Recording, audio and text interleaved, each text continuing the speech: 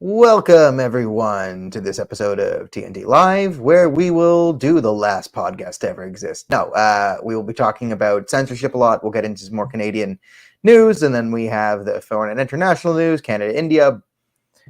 But first, we have to talk about the fact that the internet is under threat from Bill C-11 and Bill C-18 and the censorious impulse of the Liberal government.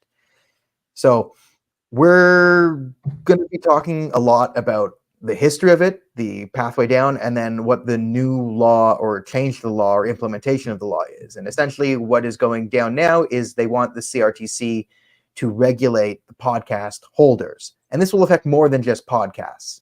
It will affect everything on the sites there. So why don't you give an opening salvo, and then I'll scream and rant incoherently afterwards. Yeah, and so I cut one thing off at the pass. The idea that both the Liberal government and the media has been putting out that it's just regulating podcasts that are have $10 million or more, podcast networks of $10 million or more, or whatever. Revenue, not remember profit. that this all came from Bill C-11. I don't even know what the act's called. It's just Bill C-11 in my mind. The Online Streaming Act. Yeah, Online Streaming Act. It basically regulates what algorithms promote, whether something's Canadian or not, basically puts a lot of online content under the purview of the CRTC. Completely ridiculous. They shouldn't be doing this. But this current thing that they're doing, and it gives the lie to the idea, the Liberals are just doing X. This was literally not part of the original C-11, and it's been added. So that now it's not just going after, the YouTube algorithm trying to shape that. It's basically trying to regulate what individual podcasts talk about, do, and all this other sort of stuff that they use their money for. That obviously the Liberals are always going to expand the definitions of what they mean by regulating online content. It'll always get worse. They've never done anything to make this easier on the user or the creators. It's only ever gotten worse. Yet every step of the way, government officials and members of the media are just always like, well, he's only doing blah, and he's only ever going to do blah. And if you say that he's going to do Y instead of X, then you're lying because Y isn't currently happening yet. It's the most ridiculous thing ever. It's like when online Max Fawcett was mad at you because that you said Justin Trudeau was a dictator without a dictatorship. He's like, that's a semantic game. I'm like, no, it isn't, because that's an answer. That means he has that the answer is clear. He has an authoritarian impulse, but the system is not an autocracy. It's like you can't call anyone a socialist or a communist because we don't live in a socialist or communist society yet. Not until Mao ascends to the top of the Red Square and starts delivering a speech about how everyone has to, we're going to be changing the street, the go lights to red instead of green. That's when you can start calling him a communist. Until your farm is collectivized, you're being hyperbolic. Yeah, I mean, so here's the thing. I'm getting calls to arrange a protest here. This is called the laundering of censorship, okay? So you have the right to free expression in our society. You call it free speech, charter right to be. And the government cannot infringe on your right to freedom of expression. So what does the government do here? Because they want to limit your freedom of expression. They put the CRTC, the bureaucrats, in charge of the podcast hosting sites. So you go, anyone who makes $10 million revenue, not profit, or more will be affected. So the Max Fawcett's of the world are going to say, you make $10 million, you don't make $10 million. Shut up. Stop. You're just simps for the rich. Typical conservatives just hurting themselves to help out the rich people because conservatives only care about millionaires. That's the narrative they want. But who makes more than $10 million a year? YouTube, Spotify, iTunes, Apple, all the things, SoundCloud, all the things you host these podcasts on, all of them will be regulated by the government. So my YouTube channel won't be worth $10 million, but YouTube itself will. And then the regulations for what can go onto Canada will be put onto YouTube, Spotify, SoundCloud, and the rest. It will then force those companies to take those regulations and enforce them themselves upon creators if they want to comply with the Canadian government. Which means when you get censored by YouTube or Spotify or whatever, you won't be able to make a charter claim saying they're infringing on my right to free speech, because then it's a private company doing it to you. So that's the extra gaslighting here, is the government has then put regulations on the hosting sites, which they then have to transfer to the content creators. So that's how the censorship gets down to us. And then it gets to you, the people watching us, because they're curating what you can and cannot see. And it's through. not one of those. It's not one of those current systems where you can say, "Well, you can just opt out and do your own thing. Just create your own." Because I could see one day True North and Rebel News having more than $10 million in revenue every year, and then they can't just make their own and opt out of all the CRTC censorship because $10 million isn't that much. Pretty much every single news outlet in the U.S. that's not just some random guy's blog in a singular state is worth more than $10 million. Media companies get quite big. Indie media in Canada is still pretty new, but as soon as it gets any amount of power, now the CRTC gets to say what you have to say and do, and what you have to talk about, and all this other sort of crap. That you have to literally curate your own independent platform based on what the CRTC wants. Like, oh, you talked a little too much about American politics this week. You need to, you need to play the safety dance again if you want to be able to keep talking about what Joe Biden's doing. Yeah, I mean, my thing with C11 is the lie was always it's going to help Canadian content creators. The first thing was it's going to help Canadian content creators. Then the next lie was it's not going to affect Canadian content creators. Now we're back at Canadian content creators. But the original lie that it was going to help us was absurd. Did you really think, like, the example I always give was the bill was intended to be like a Canadian types Ben Shapiro into YouTube. And then I come up because it's like, did you mean Canadian fast talking Jew? Right? And then, oh, you're supposed to watch me instead of Ben Shapiro. And then I grow instead of you seeing that pesky American news. That was like what was supposed to happen, the protectionism. Now, one, that's ridiculous. But two, do you guys really think the Canadian government would ever do the National Telegraph any favors? That's the... We're small enough they can just pretend like, well, we didn't know they were Canadian. We didn't see it. You have to have a certain amount of views for us to take you seriously. So basically, if you can get more than, 1 million views a month, that's when they start regulating what you're saying and doing in terms of the algorithm. So we're not going to be benefited at all unless we're getting more than 1 million views a month. And even then, they'll probably find some excuse about how we're not really Canadian because we didn't hire a Canadian to make us sandwiches during the podcast or something like that. Because the CRTC rules, even on live television and movies, is completely ridiculous on what counts as Canadian media. It's like, who is the caterer? Who was the producer? Who was the producer's tutor in 1956? Yeah, the arbitrariness in which, like, there's been great examples of like projects that are like filmed in America, produced in America, like mostly, and like one Canadian, but it like counts as Canadian content in some weird way, and then things filmed in Canada by Canadian like directors are not. Like, it's so arbitrary, right? It's a system to game. And vague regulations allow for government officials and bureaucrats themselves to game the system. Because if the rules are too vague, it allows you to start censoring people. And that's exactly what big tech already does. We're not here to defend big tech and say that they're most brilliant people on the planet. At the same time, they're still just better than the Canadian government. But even big tech gets away with it. During COVID, they're kicking people off for misinformation, and they can't actually tell you what misinformation is. But as soon as you use the word vaccine or COVID-19, they basically have an in to say, well, you're not a doctor, so you're not allowed to talk. But they'll allow people who are basically mouthpieces for the regime to be able to talk however they want about the issue. And there's other, like, there's hate speech laws tied into this, like Bill C-36. Like, there's a whole intricate web of different bills sort of tied together that they can use. And the way they cover the bills, especially in the media, and we'll get into why the media does this in a second, is they can parse them out one by one and see, this bill doesn't say this bill doesn't say this. And you have to kind of look like the crazy person, like the Charlie Always Sunny in Philadelphia, connecting C-18 to C-36 to the private companies here, here, and here. What I will say on this is just look at the results of Bill C-18, the bill that was supposed to get us so much money as news people, supposed to, make the big tech companies pay our fair share. It destroyed us. It destroyed our ability to post. We can't post links on Facebook and Google, like the two biggest news sites in the world. And they screwed us. And now we had to transition to more video content than written, because there's just no money in written content anymore. And now they're coming after that too. So this is where we're going to make a stand. And if you see me looking down and texting, I'm texting the co-organizer of a protest, my friend Salman Seema, right now. And we're organizing a protest on October 14th in Toronto, outside Christopher Freeland's office, 4 p.m. there. I will be there. I will actually fly. Wyatt is flying in for this. So if you want to meet Wyatt and I, come to Toronto Saturday the 14th. A flyer should be out tomorrow. So please share it if you're not in Toronto. If you're in, Vancouver, you want to do something similar, have at it. I'll help you out. DM me. You can use our flyer and just change the dates and location, the locations and such.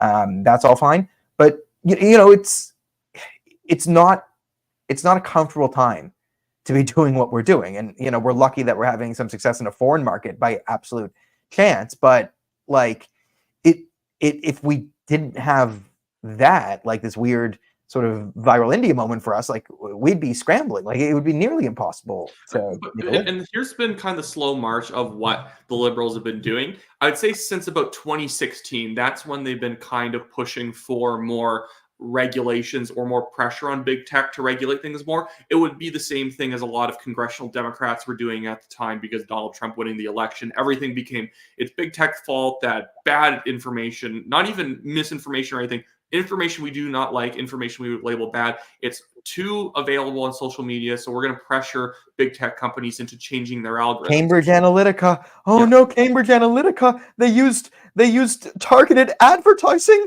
on Facebook. Oh no, a political campaign used Facebook ads. It's the fall of democracy. How could they?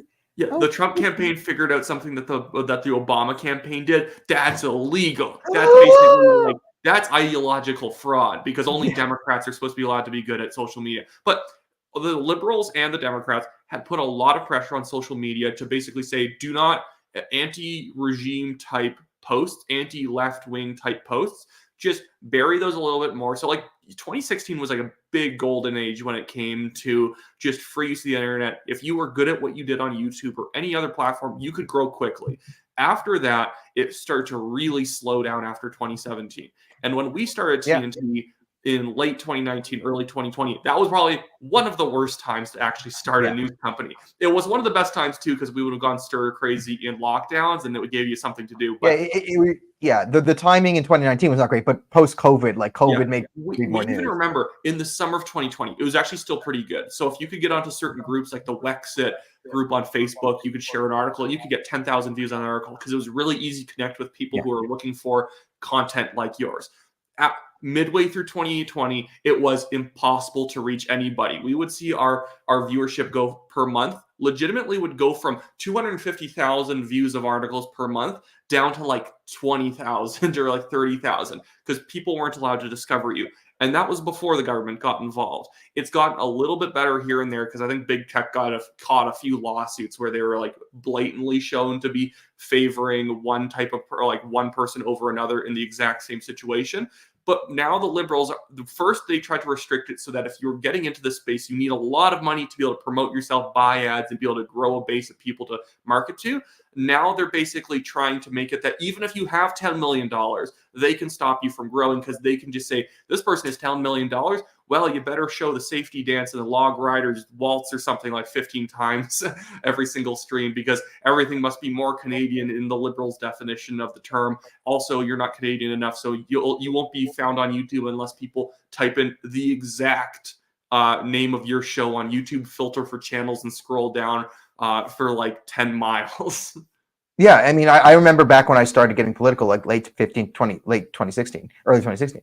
Very easy to grow a Facebook page and do this. Like, these big tech companies wanted people on their sites to grow and pass messages, and like Facebook was like, let's make money and let's make this a place where people can create content and put out stuff and grow, and then like make Facebook a thing people want to be on. And then like the left got a hold of him and said, you caused Donald Trump because he paid for advertising like Obama did. And then Facebook's like, no, okay, we will destroy Facebook for you. Like, it was insane. Facebook's like, yeah, we will destroy our own site and our own. Listen, Facebook became a place for boomers to share news articles. So what? That's still a decent way to exist. But no, that had to be shut down, because if boomers share articles, people can read things, and if they read things, they might learn things, and if they learn things that you don't like, well, then the republic will collapse. That was the logic there. And there's one other element to this that I do want to point out now. I tweeted it out, but it's not just the government. This is also the major telecom companies. Rogers and Bell pushed hard for these laws, both C18 and C11. They lobbied hard. They had entire teams of lawyers and lobbyists push incredibly hard to get these bills passed, because they benefit them. Because with 100 lawyers, you can circumnavigate all. It's sort of like when you increase the minimum wage, Walmart doesn't get hurt, but small businesses do. The thought is, I think, from the big tech companies, or so the big telecom companies who own, the media companies that we complain about, is, well, if they hurt everyone on the internet, well, it hurts the National Telegraph, Canada Land, Western Standard, True North, Rebel News. It hurts them more than it hurts us. So when they are dead and we can step over the corpses of alternative media and regain our monopoly, then we will prosper and prosper. So don't expect any help from the mainstream media here. And that's exactly why Jagmeet Singh's completely ridiculous on the idea of big box grocery stores not paying their fair share. They're not being good enough to workers. When it's literally the big box grocery stores like Loblaws who lobby for higher minimum wages because they can handle the price shocks on labor, but other smaller businesses can't. And that's exactly what they're doing. Because again, it's effectively media is just a subsidy industry.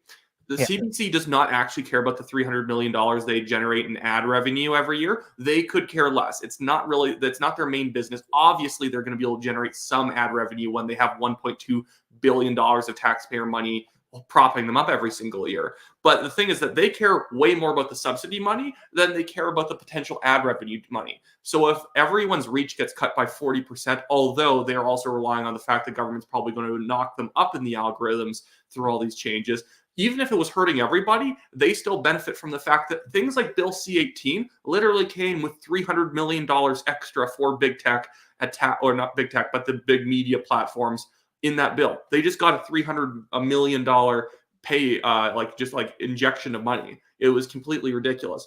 But anyways, I want to move on to, because there's a super chat, and I think it's actually a really good question for us to answer from Pat Jerez, and it's comment for the progressive algorithm. We are always happy that you're commenting to boost us in the progressive algorithm. And they say, what do we get when accessing content blocked by C11? Blocked in Canada, like quote unquote, redirected to climate change propaganda, knock at the door at 3 a.m. for hate speech. And what I think it is just that when you're searching up Canadian content, even if you click on one of our videos directly because you're subscribed, and I think what's going to happen is on the right side of the YouTube page where you usually have recommended videos, you're not going to get recommended another video from us. You're not going to get another one from Clyde Do Something, The Pleb, True North, Rebel News, any independent creators, Viva Fry. You're just going to start seeing CBC, Global News, and any other sort of big telecommunications. The people who have lawyers to lobby around, listen, if you do a $1 billion super chat right now, I'm not saying that, right? And then we have $1 billion, let's say. Do it. No, but like if we had $1 billion, then I would hire, a team of 20 lawyers, put them on retainer, right? And then have them circumnavigate this. I would have them send letters to the government. I would, countersue and whatever, and send a message to them that like, hey, the National Telegraph has some weight. We have lawyers in there, throw some letters to the CRTC, have people, and this is what Bell and Rogers do. They spend a lot of money to keep their legal teams engaged with the regulators, to give them favorable treatment. And if I had $1 billion, I would do that too, just so I could keep talking about the stuff I want to on the internet.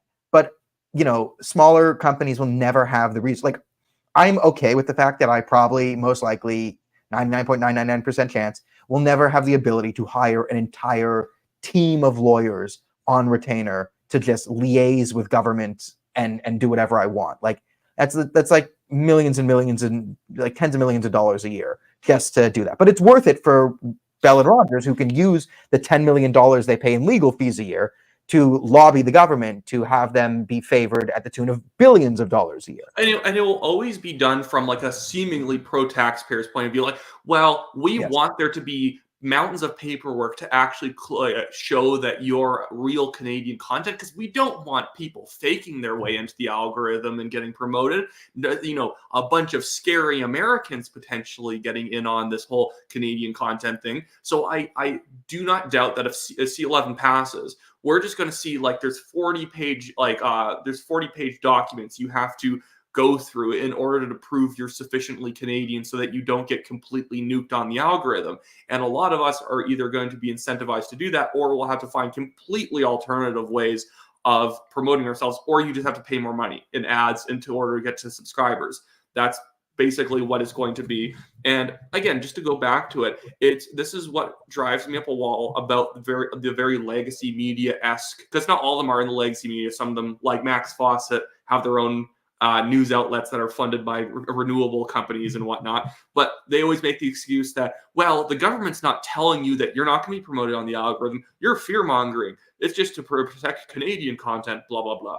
What did we see with C18? We were supposedly supposed to get paid. We're so rich off of C18. What happened? Where's the money? Why isn't gold falling from the sky right now? It turns out intentions in policy, what the bill says is not always what it really means. Because Facebook or Meta, or I think the government maybe itself, I just saw an estimate online that they estimated how much Facebook would have to pay every single year. Because the idea was that Facebook, even though it hurts them that people are clicking on websites and leaving the platform to go to a different place to go read something or watch a video, even though that it's ideal for them to keep people on platform, they're going to pay creators and journalists every single time one of their links gets clicked on. Completely absurd. That makes no sense at all. And they estimate that this would cost Facebook every year $56 million. $56 million a year. Do you think that there is $56 million in these like journalism companies spending on ads and other things? There's no benefit. They're basically, Trudeau just came and just like, pounded the desk over at Meta, and they said, you guys are going to have to pay us $50 million for the privilege of journalists voluntarily using your platform in order to promote their content. I'm completely fine with the way that Facebook operates. That the way that they, like, other than like some of them being pressured by left-wing politicians to restrict people like us. But the normal operating procedure of Facebook is entirely fair. I'm not inventing Facebook. I'm totally okay with starting a page, posting our articles, posting live streams and whatnot. Facebook is a free resource for us. Facebook is a free resource for the National Telegraph, True North Media, and CBC too. They just suck at it. They suck. And they're antiquated, and they pay a bunch of losers to do nothing. That's their problem. And then they put shit behind a paywall, and they wonder why they can't grow on social media when they just suck at it. They don't put anything interesting or entertaining. They don't put headlines that are SEO optimized anymore. They think they're writing articles in 1974. They're antiquated. And instead of adjusting to the new times to make money, they want to drag everyone back to the 80s with them. Like that's my rage with these ding dongs, is they suck at it and they can't survive. Like, Facebook gives us a free service. We use Facebook for free. We create a page. People follow it if they like our articles. Then they see more of our articles. If they see an article they like on Facebook, they click on it. They read it. We get ad revenue, right? And then they can go back to Facebook, or they can subscribe to the National Telegraph letter. Right now we can't do that anymore. Like, that's how we drove a lot of traffic to our site, is go on Facebook. Sometimes we'd Wyatt and I would talk about, like, okay, this is going to be a really good article. Use this title so it will be Google searched higher, right? Get it higher in Google News. That's another way to make an article get a lot of views. Like, sometimes on Twitter, there's certain things you could say, put a bit of I share it, I make a bit of a comment, a sarcastic tweet, and maybe that can go whatever. And we still have Twitter, thank Elon. But we no longer have Facebook and Meta to do this. Sort of like Donna. Listening to the CBC is the Rosemary Barton scale. Yeah, if anyone remembers, maybe we'll film an episode of it for old time's sake. But Daniel's when Wyatt comes in and stays with me before the protests, we will do a Wyatt Claypool, Daniel Bordman, worst of the CBC live or something. We'll figure it out. Yeah. Honestly, also, here's the thing: you should be allowed to steal CBC content and rip it and just have it live streamed with. I paid for it already. We literally pay for it. It's like $70 a year. It's like more than for the average person paying for it. It's like more than streaming services. It's ridiculous. And you get like Netflix for like $10 a month, and your whole family gets to use it. Everyone in the house is paying like $50 a year for CBC. Oh goodness! Imagine having to watch a CBC gem show. Oh, good. I just thought of that. Anyways. Before I get to the super chat, I just wanted to make the point clear. If you guys just want to ask questions in the chat, even if you're not paying for it, we do appreciate super chats. We will still answer them. Our egos are not big enough that we assume that you have to pay us, but we do. Although we will prioritize the people who pay us money, because we have to make a living with the government. Pastor S is fantastic. And he says, Canadians got to stop voting for Fidel's son, stop listening to CTV and globalist news, and axe the carbon tax when I could thrive financially and work towards $1 billion. Super chat for TNT. There you go. 100%. Yeah. But there you go. Yeah, And it's yeah, not, obviously, it's not just the CBC. It's Global News, it's CTV, all these other ones. And CTV did this thing like several months ago where they're, CTV is Bell, by the way. Just yeah, we don't get any government subsidies. I'm like, yeah, because it doesn't, the check doesn't come in the mail saying here's your subsidy. It's here's your employment, like it's sort of like employment benefits or like government subsidized wages for people who work in journalism and all of this stuff. Different sort of grants that they get through the Canadian government for making Canadian content. That's how a lot of these companies get it. So even though they're not getting the 1.2 billion that CBC are getting, they're still getting hundreds of millions a year through these different subsidies and just sort of offsets of costs for themselves. It's really gross. And the character of the sort of people defending the stuff who work for the CBC, who are trying to explain how it's actually good policy, I'm like, screw you guys. You guys are just nasty people who sit at home writing one article every other day or so and getting paid $60,000 to $100,000 to do it.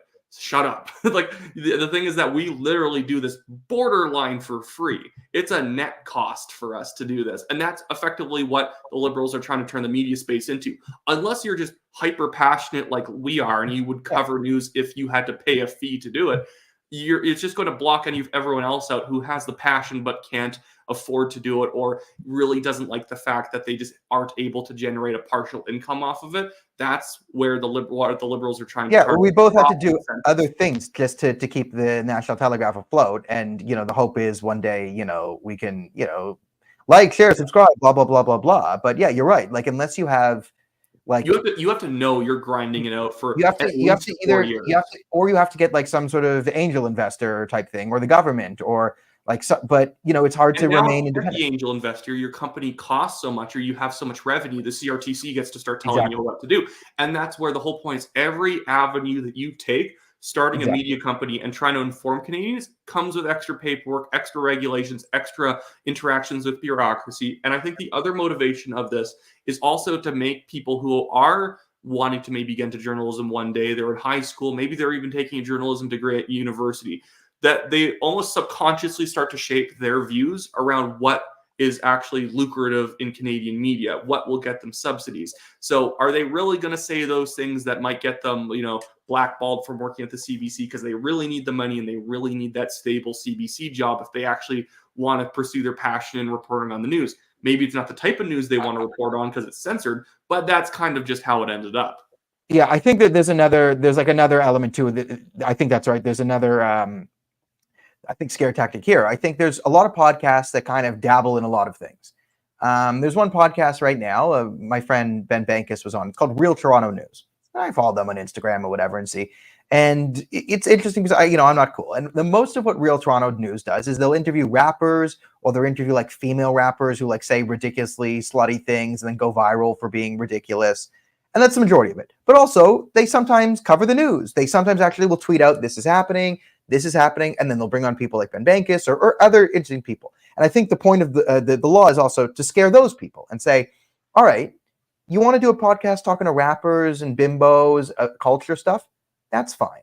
But none of these controversial people, no public intellectuals, no journalists, no comedians, no one who's going to rock the boat, only people to talk about rapping and dancing and this and that and money. You can talk about that, nothing too hardcore. And I think if you're successful, and you're starting to make a business and you're like, oh, I'm making it, I think the calculation is to make podcasts like that go, okay, I'm starting to make it. And if I bring on Daniel Bordman, Wyatt, Claypool, someone in that ecosystem, even though I might find it interesting, or even I want to bring on someone like Leffling. I want to bring on Jesse Brown from Canada Land, and then I want to bring on Daniel Bordman the next week. That's what this bill, I think, is intended to stop, is the politics people can do politics, and they'll stay in their corner. But we want to make it you dead certain, everyone. If you stray into the little politics thing, we're going to take you, regulate you, and throw you in a corner. So that, I think, is also part of it. Is we don't want anyone to have a podcast that gets a bit too real right now. That's sort of what I intend. I see. It is really funny that, unironically, you will get a better picture of what's going on in Toronto and Canada in general by following Real Toronto News and Six Buzz than you will if well, you're not following... Six Buzz. What? The Real Six Buzz is like lefty ridiculous, and I'm not going to promote. Every Sick once in a while, they'll post at least something funny. At least, but they'll yeah, post the that's Andrew usually stolen Schultz from someone clip else. of Andrew Schultz making fun of Justin Trudeau, and Andrew Schultz making fun of Justin Trudeau and the Hardeep Singh Nijjar like whole episode. Even though he's wrong and he spells his name wrong, you get more content out of that than you get out of the CBC. I just wanted to give an assurance to someone in the comments, Truthbrush, that we will be talking about the Calistani issue towards more of the end of the show. We usually do about an hour, and we're about halfway through, but we definitely want to talk about Justin Trudeau and Melanie Joly now wanting private talks with the Indian government after messing up that entire diplomatic fight. But, yeah, I think that'll be a good thing. I will say on the Andrew Schultz thing, you know, I was talking to Andrew Schultz in the green room before he did the joke. I was the one who I was the one who told him he was a Calistani, so he changed it. That's why I called him a Punjabi separatist and not a plumber. Is because Andrew Schultz is a good guy. Like from meeting him, like really smart guy. It's not like I told him like he understood the situation. Really nice guy, but like yeah, he was. It was interesting. Like he was willing to listen, and then like he just made this sort of joke on the fly and thought of it and did it on like the Wednesday night show for at the Ben Bankus thing, and then he, you know, I guess did a few more shows, polished it up, and then threw it on his Scotiabank arena show, and that was pretty cool for me to see. It's like, oh wow, you know, and then watching that. And I just have to say, when I saw that video of Ben Bankus meeting Andrew Schultz, I couldn't stop thinking that he looks like the child of the guy from Lazy Town. His hair looks, I don't know, it looks like a helmet a little bit. All right. There, yeah. So do you want to get into? Do we have a transition thing? Do you want to talk about Trudeau saying more gaslighting things? He never went after parents. I will move on. I just want to grab this one thing from Jordan. Just so, would it ever be possible to get rid of the CRTC? I don't think you can get rid of the CRTC. Just like with the CBC, I don't think Pierre Poilievre's going to get rid of the CBC. I think it's going to be heavily defunded and move towards just doing Northern Canada news, because those places legitimately do need subsidized news because it's super low populations. And unless people are going to come together and give like, you know, $100 every year to be able to operate a radio station, it's just not going to happen. But with the CRTC, I think they just need to be redirected to being something that if it's on public airwaves or it's on radio, yes, you cannot show a cat being thrown into a wood chipper on national TV. Okay, that's the CRTC's purview. They have to make sure that like TV signals and radio signals, although everything's satellite these days, that you're like radio stations are not fighting over the same bandwidth. Fair enough. There can be mild standards and practices. Really, a lot of policy in Canada just needs to come down to the idea that you know something that needs to be regulated when you see it, or the reasonable person. If something is crazy going on, obviously the CRTC can say something. Right now, they're finding excuses to say something in every situation and be able to control just the way that you say hello when you start up a podcast. It's going to be like and that's not even a joke. We might be able to get to the point where you have to say hello, bonjour before we start our podcast. Hello, bonjour. Yeah. But anyways, smooth transitions about to happen. So Justin Trudeau, just the other day, I'm not sure if anyone remembers a couple months ago, where he said that people who were fighting for parental rights were extreme and far right and all this other stuff, and they hated children and LGBTQ people. 80% of the country, statistically? Yes, you know, just that small 80% of the country. So just today, he came out and he had now said that, well, guys, I've never said anything bad about parents. I've never said a single thing about a parent. I don't even know what a parent is. I don't have parents. Anyways, Justin Trudeau came out of the woodwork today and claimed that he had never smeared the parental rights movement whatsoever. Completely like insane, but this is the narrative he's going along with, and of course the media is now just reporting his what he said word for word without actually fact checking him, because that's what the media does. That's how they act objective. Whenever Trudeau says something, they just transcribe it and report what he said. But if a conservative says something, they will find something he said you wrote in your yearbook back in high school to prove that somehow you're lying. Anyways, so I guess that's where I'm going to throw it off to you, Daniel, because I've been kind of following the parental rights stuff in Calgary. But what it seems like to me is that once the Muslim groups like the Muslim Association of Canada and whatnot finally were pressured by people like Mahmoud Mora from YYC Muslims to come out and say something to defend Muslim parents, that's what's causing the Liberals to panic. Yeah, like the Liberals have been highly working hand in fist with the Muslim Association of Canada, NCCM, like the big ones there, Islamic Relief. And those organizations have been pretty much surrogates of the Liberal Party for a long time, because the Liberals have been very permissive and let them do whatever they want. and now you're seeing a disconnect between those organizations and the actual Muslim community, which had to put pressure on them to say, what are you doing with this guy? Because, Trudeau has this sort of fantasy, let's say a lot of leftists have, that all the Browns, the Muslims, the Sikhs, the Hindus, the Browns, the poor, the minorities, they all must be like me because I'm progressive. And part of progressivism is protecting all the brown people. Why are they not thinking like me? Why do they not think my thoughts? Why are they not subservient to my will? And that often leads them to lash out. It turns out most Muslims actually practice Islam. What? I mean, that's really shocking if you're in the Liberal Party, but Muslims practicing Islam, I know you're flabbergasted if you're a urban intellectual professional and you make six figures a year. I know this is like the hardest thing for you to understand, but people actually believe what they claim to believe a lot of times on religious principles. So Christians will actually practice Christianity, Muslims practice Islam, Jews will be Jewish, Hindus are Hindu. I know it's too complicated for a lot of people to understand inside the Liberal Party, but that's actually what happens, and you're seeing a disconnect here. And once these organizations have started to come out, instead of apologizing, he's gone to step two, which is gaslighting. And I think the problem for the Muslim Association of Canada, especially in Calgary, is that they have several mosques that are associated with them. So once I guess, I'm not sure if it's called something else, I'm using a Christian word, I guess, but congregants at that mosque then are obviously taking part in these protests. They're obviously pro the parental rights movement, and they start to look at them and say, well, what are you guys doing? They then are basically get their potential status as being sponsors to different mosques threatened, because they're not actually socially conservative organizations trying to stand up for Islamic values, or just like how Christian churches are also kind of getting whacked whenever they don't actually stand up for Christian values. That's what's threatening. I talked to several Muslim parental rights organizers in Calgary, and a lot of them did tell me, yeah, they've been having to basically wrangle organizations like the MAC because they are liberal organizations they're kind of like the ADL. That's their first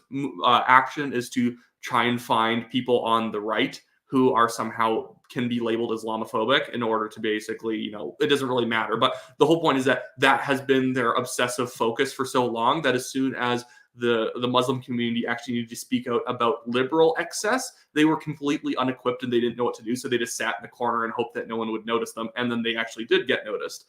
But I could see that this being the major reason the Liberals are down in the polls right now. It's specific little issues like this parental rights issue. The media is trying to make a big deal that the PCs in Manitoba lost and that they were championing parental rights during the campaign. Guys, Stevenson was the lowest rated premier in the entire country. She wasn't even the original premier. She won a leadership race after the previous guy who was the former mayor of New York City.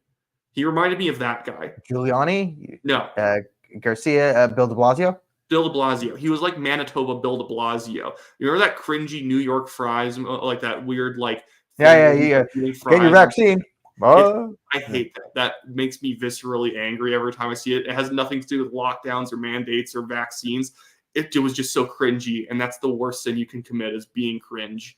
But regardless, Stevenson and the PCs in Manitoba recovered a crazy amount of their polling deficit by standing up for parental rights. They lost because they were kind of like Doug Ford's PC party. They weren't really discernibly conservative in any way, so they eventually just got hammered in the election because they were viewed as lame ducks serving up lukewarm liberal policies. So they lost a lot of votes from their conservative right of the party, and they only had kind of the moderate, wishy-washy people in the middle. And then they brought back some of the right before the election with the parental rights stuff, and they still lost.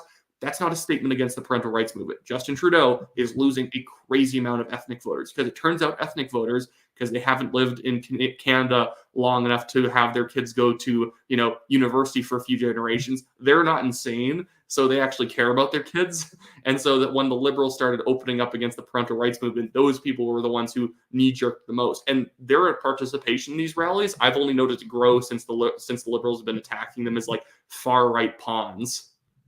Yeah. We should get to the super chat and then go to India. You read this one, because I was just rambling there for too long, and I think we've noticed during the stream I suck at reading on the fly. Okay. Do you guys cover CSIS? FBI labeled Trump supporters extremists. Made me think, what if with CSIS against anti-Trudeau Canadians, banking outs frozen, C11 convoy, people arrested, Canadian leftism, rhymes with America. I think there was a, Pat said he hopes being a bit paranoid. Listen, I don't think we're at like DEFCON 1 on this here, but we're not at DEFCON 5. I mean, this isn't a non-zero chance. I mean, you did see bank accounts get frozen during the convoy. That was a thing. And with the new hate speech, push and all this and the corruption of these of CSIS and the RCMP, we know there's some level of political infiltration in these bodies.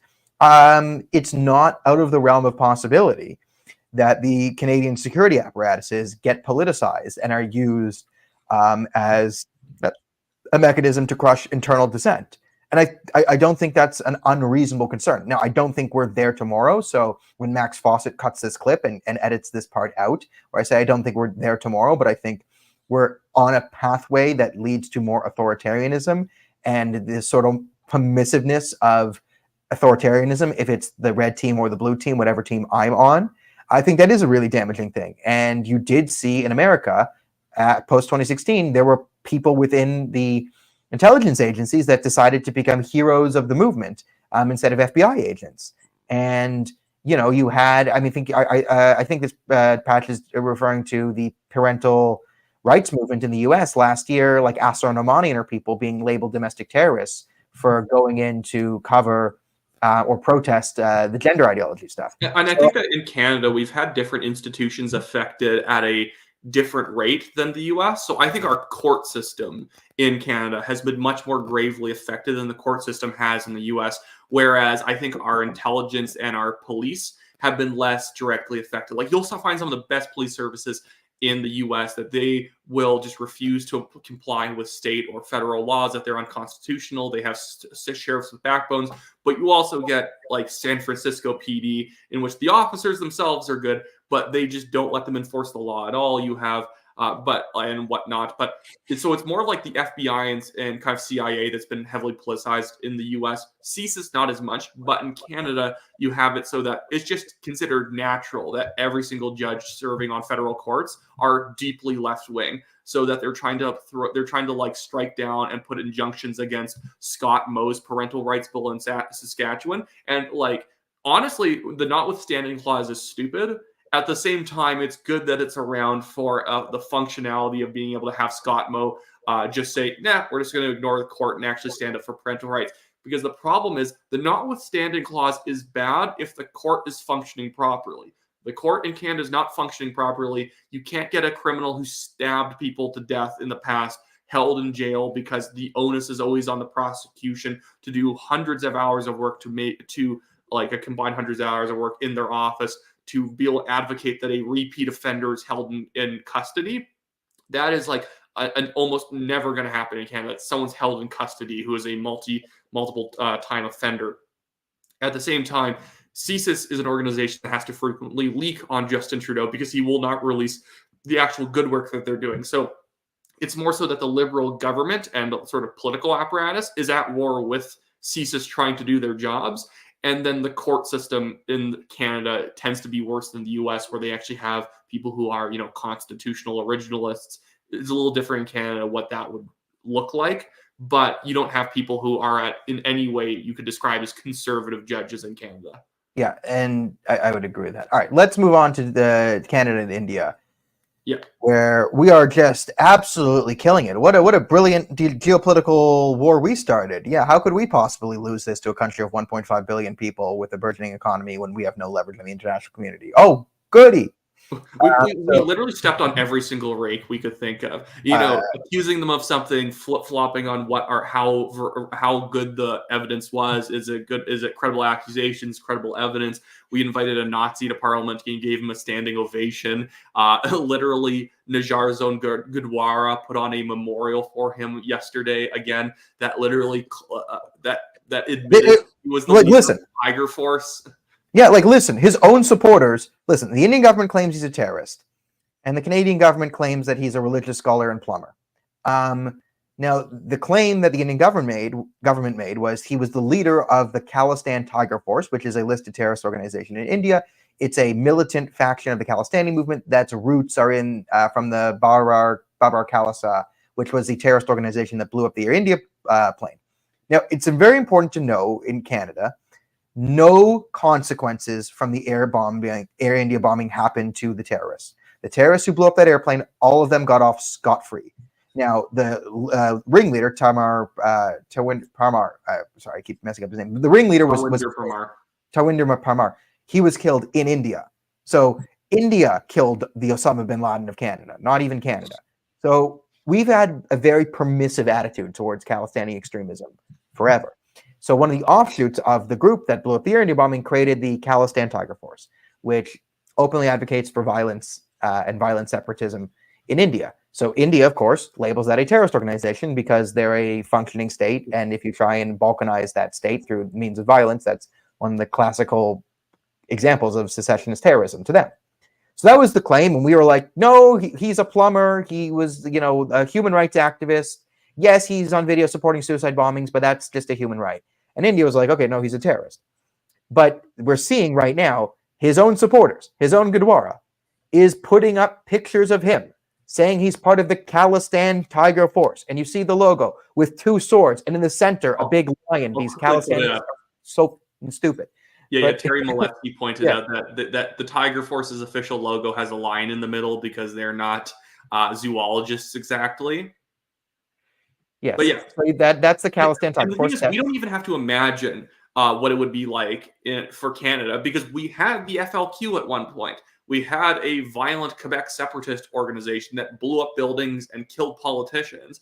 And do you think that Canada, for a second, would put up with another? Trudeau's dad declared martial law over this. Yeah, because and not only that, there's extremely heavy evidence that the Canadian government, I'm not even going to say assassinated, just executed a FLQ terrorist when he moved to Paris and he fled from Algeria to Paris.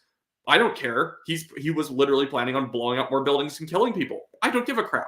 I think it's still bad to kill people on foreign soil. I'm just not going to cry about it. I think that we should still, be getting people extradited. If the Indian government did kill Najjar, he can be the leader of the Tiger Force.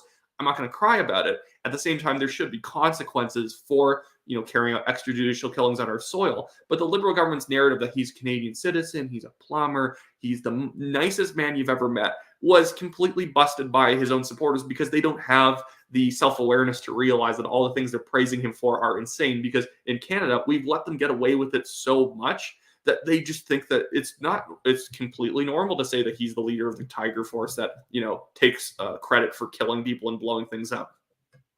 Yeah, even if this was a clandestine planned assassination by the Indian government, like, they're going to come out with some evidence, most likely, that this guy was actively helping coordinate violent terrorist attacks on their soil. And then that's embarrassing on us. Like, what we should have done is just watched him die and then pretend that it was just gang violence. So we don't lose face. They don't lose face. Go to them behind the scenes. Say, hey, look, we caught you doing it. You can't do this on our soil. And whatever.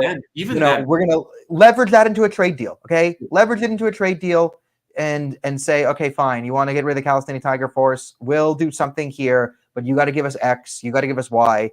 Now, the problem is the Liberal government and the NDP are... Here's the problem, too, with even the private talks, because this is where you and I disagreed with a little bit, because I think that Melanie, Joly, and Justin Trudeau now saying that they want private talks with Prime Minister Modi in India and the Indian government, it just looks weak, because if the Indian government says, okay, we'll do private talks, they look weak by basically bending to the people making blind accusations against them.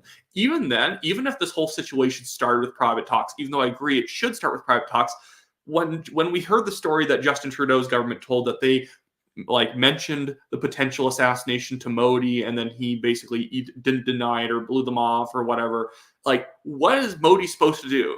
Even hypothetically, if it's true that the Indian government killed Najjar, what's he supposed to say? Oh, I guess you caught us. I guess you're in the right for keeping a terrorist group in your country, and we're in the wrong for having killed one of them. Again, it still would be wrong, but the thing is, we look like such putzes walking into a room saying, hey, you killed one of the terrorists that we're letting stay in our country. Yeah. Yeah. No, like, listen, I've been hypercritical of every foreign policy decision the Canadian government has ever made. And I celebrated the asking for private talks because this was the smartest thing I've ever seen them do. Now, let me give you an example. What the Canadian government did is they, in a game of chess that they were losing, we managed to take a pawn. We took the other team's pawn, and I celebrated like we won the Super Bowl because this is the best I've had in 8 years. So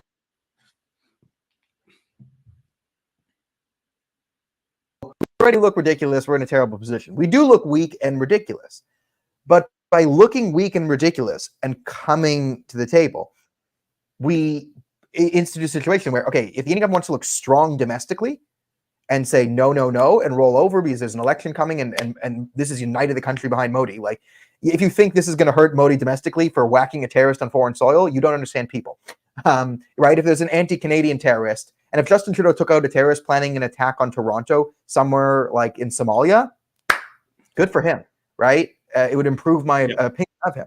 But what we have here is the Canadian government comes in looking weak and hypocritical. I understand the Indians' frustration. I do. I've been in Indian media. This guy slams you publicly, makes accusations publicly, breaks rules of international convention, does it all in public, what should be in back channels.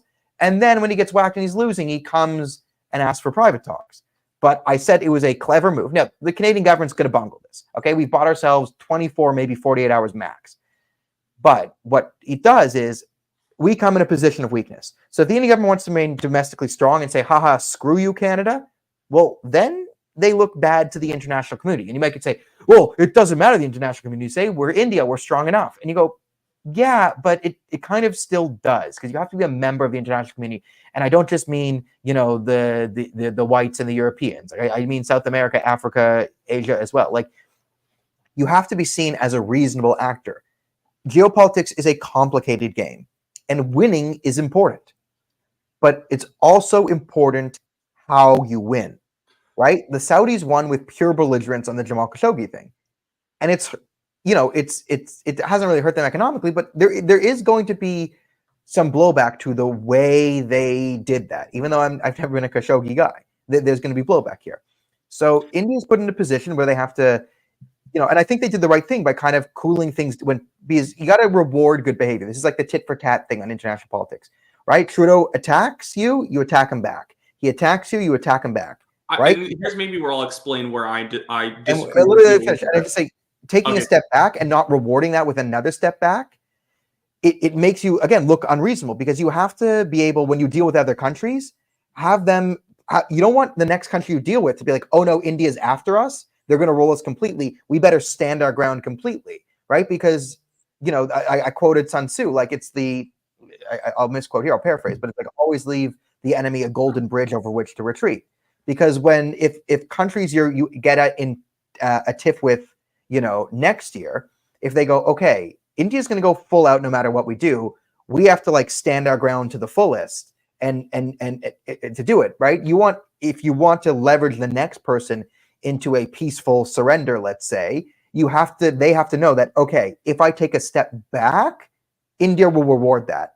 Because what India should want, and any country should want, is when you deal with a geopolitical enemy or an ally who's gone crazy, you want them to know that if you step back, you can retreat and the fight will be over, right? And if you don't have that set, the next fight you get into is going to be harder than this, because you're not always going to go up against Justin Trudeau. Do I think Narendra Modi can outfox Justin Trudeau, blindfolded, half drunk? Yeah, of course. So, and here's every country run by Justin Trudeau. Yeah, here's the minor reason why I think that this was still just stupid on behalf of Justin Trudeau. It's good that we're trying to go towards private talks, and I think from the Indians' perspective, you're right that they should offer they should reward the overture from the Canadian government. I think they still need to pants Justin Trudeau here and then mock him like, now they want private talks after basically calling us a bunch of covert assassins and whatnot. But I think that from Justin Trudeau and Melanie Joly's perspective, what they should have done is made even just not even the olive branch, just the olive leaf overture, that there are mutual security issues that India and Canada need to talk about, and we want to take this privately so that we can be able to discuss this in great detail and be able to solve both of our mutual issues. That would be perfect. So even something less than that, just an acknowledgement that we're taking a step back and we're going to acknowledge that India has a lot of points to make here. The thing is that Justin Trudeau and Melanie Joly almost did it in such a way where the Indian government was incentivized to expose they want the private talks because it looks like they're trying to climb down from those accusations.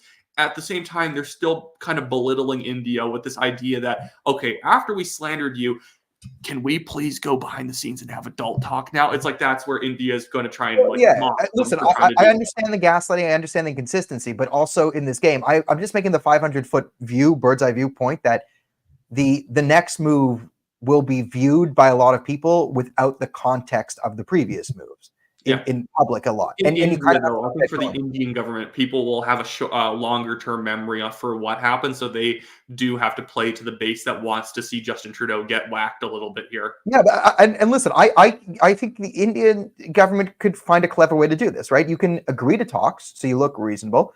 What I would do is I'd agree to talks, and I would say, listen, we're going to fly a plane out there for Justin Trudeau himself. The implication is, hey, remember last time you heard your plane broke down? So that's like, right? So you don't look unreasonable. It's like, yeah, we'll give you a plane. We'll bring you on. Come on. We'll fly you because, like, we know you can't. And then say, yeah, these talks, and we will have these talks and we will bring up the Khalistan issue in Canada. Like, you have to, like, I would set a reasonable precondition. Like, a lot of people in my chat are like, no talks until they fully apologize. They say everything was wrong and do that, and they give us everything we want. Well, yeah, I agree too. That's silly. Right? That's not even talks, right? But you can ask for a reasonable, again, you have to look reasonable. If you just say, hey, we agreed to talks, we believe in private, you could say, like, we believe in private talks. We believe that this shouldn't be public statements.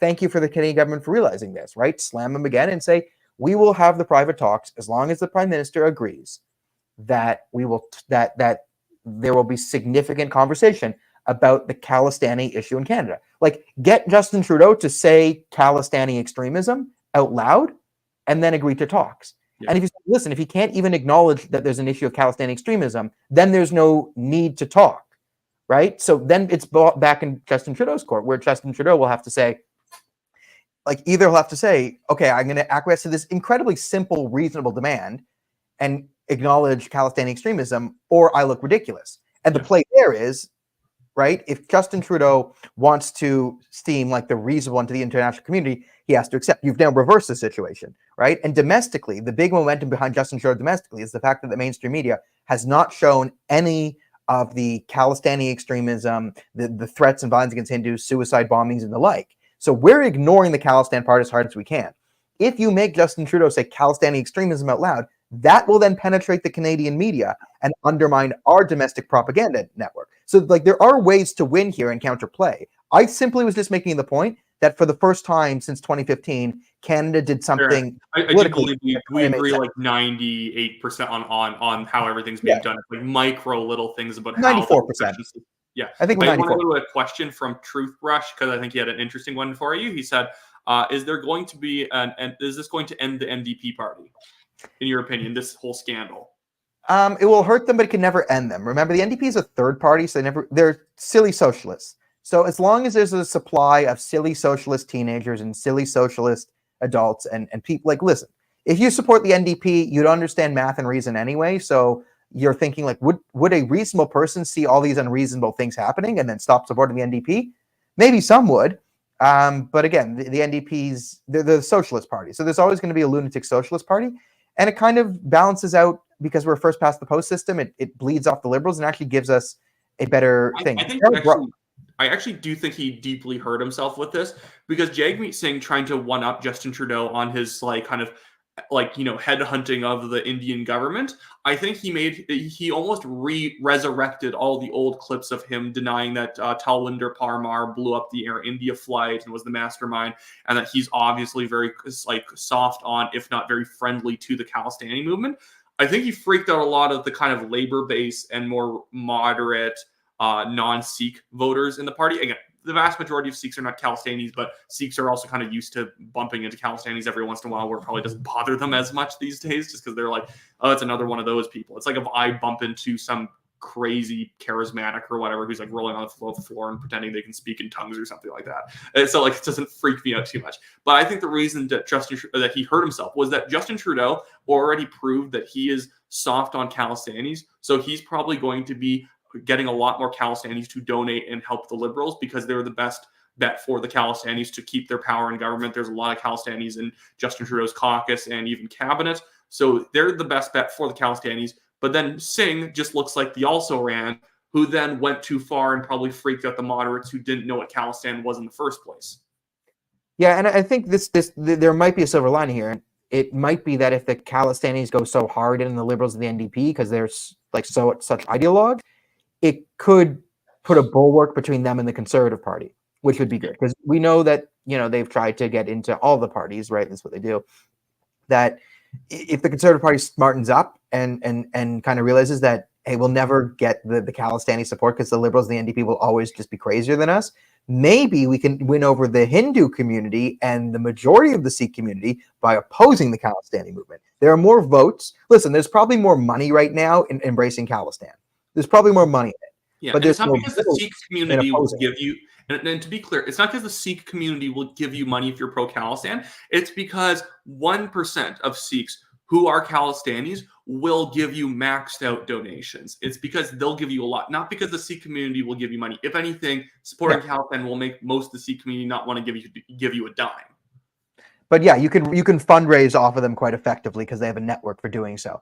Yeah. And I just want to go to Joe Mills here because it was the one right after everyone. He says, why do Liberal MPs not do nothing to stop Justin Trudeau?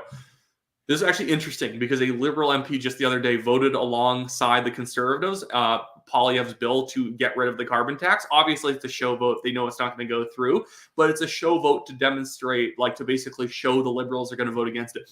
A Liberal MP who's in a riding that's safe to win, or I think it's kind of one of those, not safe to win, but it's one of those ones he could still win as a Liberal. The fact that he's signaling he's not in favor of the carbon tax means that this guy knows that either he is trying to find a reason to cross the floor, or if he runs for re-election, I forget who the MP is, it doesn't really matter. But that backbencher MP, I guarantee he's trying to vote for stuff like that, so that at the doors, when people say, well, I'm opposed to carbon tax, he can say, I'm part of the Liberal Party, but I literally voted to repeal the carbon tax. That's the big cracks in Justin Trudeau's base. Even if it's just one MP, the fact that one MP had the courage to oppose him on that vote meant that his influence is very much waning. People don't know this. There are literally still pro-life Liberals in the party. Most of them are Chrétien-era Liberals, and they're just biding their time for Trudeau to leave. I don't think Trudeau's going to get replaced by Mark Carney or whatever, who Max Fawcett also thinks is an incredibly intelligent replacement for Justin Trudeau. I don't know. I always have to name check him. You love Max Fawcett. You were so you were so happy when Max Fawcett started coming after me. That was hilarious. The guy has two puzzle pieces for every puzzle and thinks he can solve it without the rest. Yeah, that's a good way of him. But yeah, that was a more fun exchange. And I saw Max Fawcett come after me, and sometimes I don't engage, but he's like, all right, he's a big Canadian journalist, and I know him and Wyatt have gotten into it. So I'm like, I'm just gonna hurt this guy's feelings. I'm just gonna this guy's being an idiot. I'm just gonna straight up hurt his feelings now. He's coming after me. It's go time. Gonna make fun of all the dumb things he's saying, and I thought it was one of my better Twitter exchanges. Are you trying to pull it up? You could tell he bothered him because he's usually used to using his army of online progressives to ratio people to prove he's correct, and you in one tweet doubled him up. Yeah, and then it's the thing. Will Trudeau be forced to crack down on the Khalistan issue? He will be pressured by India into forced, but there will be pressure internally to support Khalistan, and there'll be pressure externally to oppose Khalistan. What will he decide to do? I don't know. It's how much power, how much is he willing to give to it? How much is he willing to give up? Will there be a cosmetic, hey, he'll arrest some Khalistani gang members for some of the stuff and then use that as appeasement? Maybe. I don't even think he'll do that. I think what he'll do is that he'll basically come out against, the Canadian government has done in the past. They'll never name check Khalistan. They'll just say, we are opposed to violent Punjabi separatist movements. And that's it. He'll just say that, and then he will say it in such a way where he almost endorses the Khalistan referendum at the same time. This is a very peaceful way of showing your opinions about a key issue or whatever. And so he'll support the thing that the crazy people are promoting while saying basically those same crazy people are bad, but he'll never say who they are. He'll just basically say violent extremists are bad. Also, this referendum being put on by violent extremists is very good. Yeah, I mean I think that's the sure thing. I think we've done an hour. It's been good. I have to call back my my organizing things and organize this protest. So Everyone, it's on October 14th. What's the time of day? 4 p.m. October 14th, Blue and Spadina outside Krista Freeland's office, protesting against all the censorship laws. I'll be there. Wyatt will be there. Many people are going to be there. Flyers should drop tomorrow. I'm going to yell at some Iranians who promised to make me a flyer for yesterday, but the artist, it's like, well, I can't, words. The flyer needs words. Put the words on. I freaking told you. I don't care about the pictures. I need words. It's about I'm going to be shameless here and say that I'm just going to plug my Give, Send, Go legal fund, which is also going to be a travel fund in the chat. If anyone can donate even $5 or something like that, it helps me because I had to book a really last minute flight on Air Canada. It wasn't Flair Airlines, which would have been like $300 both ways. It's like $600 for me. So if anyone can help me out, that really helps both my legal case and getting to Toronto so we can make content, film things competently and everything like that. It'll be fantastic. We'll try and do as much content while I'm there for a few days. And then when I come home, of course, we'll be doing the regular podcasts and videos and articles and whatnot. Hopefully Bill C-18 and Bill C-11 are got rid of at some point so we can actually act like real journalists and not, people slowly trying to just skitter around, not getting squashed by the government. But other than that, if you need to say anything else, Daniel, it's the time to say it, but it will probably be done here in a second. Well, thanks so much for coming out. Thanks for joining us. We're going to try and do more lives. We have a lot of podcast guests lined up. Like we got a lot of good people who, I mean, yeah, it's fun. Everyone should go watch the Kareem episode. That one was fantastic. And the Kareem episode. If you're interested in Khalistan, we have a big Khalistan episode. If you're interested in foreign policy, we have Spencer Fernando episode on that. So Kareem, we talked about the anti-hate network and sort of the laundering of the censorship type stuff. That was really interesting to talk across the aisle. Yeah, the Khalistan issue with Roger Doyle. And I was impressed with that interview we did with Spencer Fernando because that one was posted just at the right time to get views because nobody cares about foreign policy. It's almost honestly, I'm impressed with our audience because they have a fairly high ability to hear about foreign policy for a long time without getting bored. Most people cannot, and that thing is our most popular video right now. With Spencer, it's like 29,000 views of people actually hearing us talk about foreign policy in a way where we don't just start screaming about money laundering in Ukraine or something like that. Yeah. Anyways, that should be it for us today. We'll see you guys next time, probably same bat time next week on Thursday. If not, we'll be on some other day. We'll always give you at least a few hours notice. But other than that, have a great day, everyone.